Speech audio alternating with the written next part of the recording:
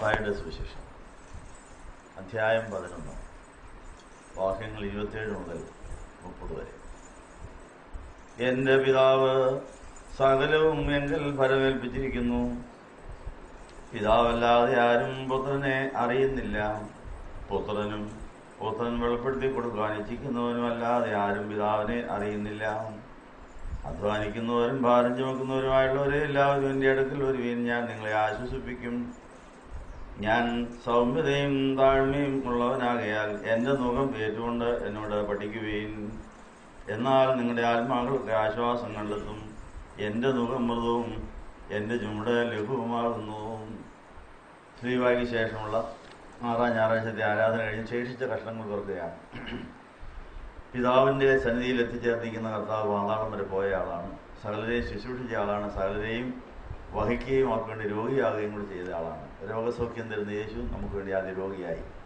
നമുക്കിട്ടിരിക്കുന്ന രോഗവും നമ്മുടെയും നമ്മുടെ വീടിൻ്റെയും വീണ്ടെടുപ്പിനും രക്ഷയ്ക്കും ശുദ്ധീകരണത്തിനുമായി പ്രയോജനിപ്പിച്ചിട്ട് അനേകരെ സൗഖ്യമാക്കുന്ന ഡോക്ടർമാരായി, സൗഖ്യമാക്കുന്ന കൃപാവരമുള്ളവരായി വളരുവാൻ എല്ലാം നന്മയ്ക്കായി ഉതകട്ടെ എന്ന് ആശംസിച്ചുകൊണ്ട് ഒരിക്കൽ കൂടെ പാപത്തിന് പ്രാർത്ഥന നടത്തുകയാണ്. നിങ്ങൾക്കെല്ലാവർക്കും സംപ്രീതി ഉണ്ടായിരിക്കട്ടെ.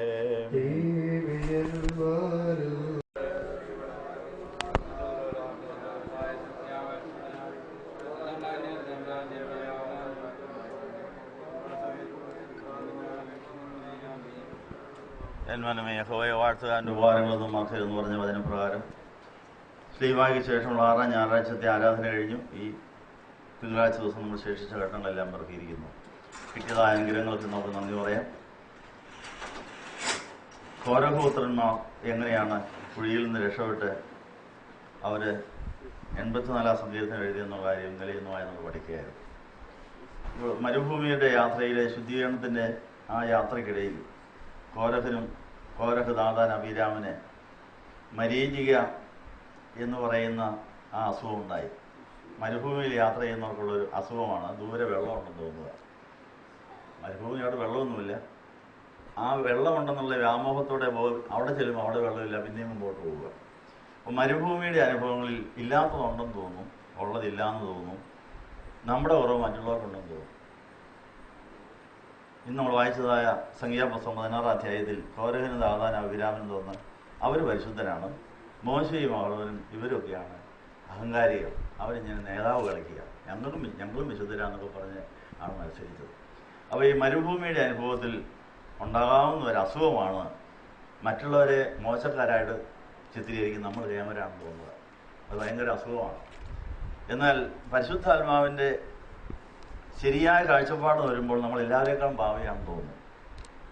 പരിശുദ്ധ ബാവാതിരുമേനി കുർബാനയില്ല, ഞാൻ ബലഹീനനും ഭാവിയുമായിരിക്കും ദാസൻ എന്ന് പറഞ്ഞാണ് കുർബാന ചൊല്ലുന്നത്. അപ്പോൾ നമ്മളുടെ പാപത്തെക്കുറിച്ചും നീതിയെക്കുറിച്ചും ന്യായതയെക്കുറിച്ചും ബോധം വരുന്ന പരിശുദ്ധാത്മാവിൻ്റെ കാഴ്ചപ്പാട് കിട്ടിയില്ലെങ്കിൽ നമ്മൾ ഏറ്റവും മിടുക്കരാണെന്ന് തോന്നും. എല്ലാവരും നമ്മളെ ആദരിക്കണം, എല്ലാവരും നമ്മളെ ആരാധിക്കണം, എല്ലാവരും നമ്മളെ പൊക്കിക്കൊണ്ട് നടക്കണമെന്ന് തോന്നുന്നു. എന്നാൽ ശരിയായ ബോധം വന്നാൽ ഞാൻ ലോകത്തിലേക്കും ഭാവിയാണ്, എനിക്ക് ധനവും മാനവും ജീവനും ഒന്നിനും അർഹതയില്ല, ഒരു മിനിറ്റ് ജീവിക്കാൻ എനിക്ക് അർഹതയില്ല, ദൈവത്തിൻ്റെ കാരണം കൊണ്ട് ജീവിച്ചിരിക്കുകയാണെങ്കിൽ ആരെ സ്നേഹിക്കാൻ എനിക്ക് അർഹതയില്ല, ജീവിച്ചാൽ തന്നെ സുഖമായിരിക്കാൻ അർഹതയില്ല. ഇതൊക്കെയാണ് വേദോസം വായിച്ചാൽ ഉണ്ടാകുന്ന ഒരു ബോധം. 2 ശമൂവേൽ 24-ാം അധ്യായത്തിലും 1 വൃത്താന്തം 21-ലും ദാവീദിന് ആ കാര്യം ബോധ്യമായി. ക്ഷാമം, രോഗം, ശത്രുത ഇവ ദൈവത്തിൻ്റെ ആലോചനയില്ലാതെ ചെയ്യുന്ന എല്ലാ കാര്യങ്ങളിലും ഫലമായി വരാൻ സാധ്യതയുണ്ട്. അതിൻ്റെ പരിഹാരത്തിനാണ് ഈ കുർബാന വെച്ചിരിക്കുന്നത്. യെബൂസായിൻ്റെ കളത്രയിൽ യാഗം കഴിച്ചപ്പോഴാണ് ക്ഷാമവും രോഗവും ശത്രുതയും വരുത്തിയ ദാവീദിൻ്റെ ദൈവാലോചന തള്ളിക്കളഞ്ഞ് പിശാചിൻ്റെ ആലോചന സ്വീകരിച്ചതിന് ശേഷം അങ്ങനെ ഉണ്ടായി. അപ്പോൾ നമുക്കെല്ലാവർക്കും ആർക്കും തന്നെ ശരിക്കും വേദോസം വായിക്കുകയാണെങ്കിൽ മനസ്സിലാവും, ഒരു മിനിറ്റ് പോലും ജീവിക്കാൻ അർഹതയില്ല, ജീവിച്ചാൽ തന്നെ ആരോഗ്യത്തോടെ ജീവിക്കാൻ അർഹതയില്ല, സ്വല്പമെങ്കിലും ആരോഗ്യം കിട്ടിയാൽ ആരുടെ സ്നേഹത്തിനും അർഹതയില്ല. പിന്നെ ഏതെങ്കിലും ശാലം ഉണ്ടെങ്കിൽ അത് അറിയപ്പെട്ടെന്ന് വിചാരിച്ചാൽ മതി. അറിയിക്കുന്നതിനേക്കാൾ കൂടുതലാണ്. അപ്പോൾ ഒരിക്കലും പരാതി ആ കാഴ്ചപ്പാട് നമുക്ക് വീണ്ടെടുക്കാൻ വേണ്ടിയാണ് കുർബാനയെ സംബന്ധിക്കുന്നത്. ദാവീദിന് താൻ ജനങ്ങളെ എണ്ണി നോക്കി താൻ കേമനാണ്, താൻ വലിയ രാജാവാണ്, തനിക്ക് എത്ര പട്ടാളക്കാരുണ്ടോ എന്നൊന്ന് കണ്ടുപിടിച്ചൊന്ന് ഒന്ന് അഭിമാനിക്കാൻ വേണ്ടി, ഒന്ന് അഹങ്കരിക്കാൻ വേണ്ടിയാണ് ചെയ്തത്. അതിനോട് പിശാചിനും കൂടിയെന്നാണ് പറയുന്നത്. ആ ശിക്ഷ മാറിയത് അനേകായിരങ്ങൾ മരിച്ച് താൻ മരിക്കേണ്ടതിന് അനേകർ മരിച്ചതിന് ശേഷം വ്യവസായന കളത്രയിൽ യാഗം കഴിച്ചപ്പോഴാണ് എനിക്ക് ബോധം വന്നത്. ഞാൻ മുഖാന്തരമാണല്ലോ ജനങ്ങൾ മരിക്കേണ്ടി വന്നത്, ഞാനാണ് ഭാവി എന്ന് പറഞ്ഞതാൻ ദൈവത്തിൽ ആശ്രയിച്ചപ്പോൾ ബാധ നിർത്തലായി എന്ന് പറയും. അപ്പോൾ നമ്മൾ പ്രാർത്ഥനയ്ക്ക് മറുപടി കിട്ടുവാൻ നമുക്കുണ്ടാകുന്ന രോഗം, ക്ഷാമം, ശത്രുത മുതലായവ നമ്മുടെ പൂർവികരുടെയും ദൈവാലോചന തള്ളിക്കളഞ്ഞതിൻ്റെയും ദൈവത്തിന് പിശാചിൻ്റെ ആലോചന സ്വീകരിച്ചതിൻ്റെയും മത്സരത്തിൻ്റെ ആവിചാരത്തിന് ശിക്ഷയാകാം. ആ ശിക്ഷ ഏറ്റവും അധികം ഏറ്റത് യേശുവാണ്. നമ്മൾ കേൾക്കാൻ കഴിവില്ലാത്തതുകൊണ്ട്, നമ്മൾ കേൾക്കാൻ മനസ്സില്ലാത്തതുകൊണ്ട് ഞാനങ്ങ് ഏറ്റേക്കാമെന്ന് കർത്താവ് കയറി കല്ലൂരി ചെയ്ത് അങ്ങ് ഏറ്റതാണ്. അപ്പോൾ നമുക്ക് വരുന്ന രോഗം, ക്ഷാമം, ശത്രുത മുതലായവ നമ്മുടെ കുടുംബക്കാരുടെയും നമ്മുടെ സഭയുടെയും പ്രശ്നങ്ങളാണ്. അതെല്ലാവരും കൂടെ പങ്കിടുകയാണ്. കർത്താവാണ് ഏറ്റവും അധികം എടുത്തത്, ഒരു ശകലം ബാക്കിയേ ഉള്ളൂ. അത് നമുക്കുള്ളത് ഒരു അഭിമാനമായി കരുതണം. അപ്പോൾ എല്ലാത്തിൻ്റെയും നല്ല വശം കാണാൻ വചനം നമുക്ക് ബോധ്യം നൽകും.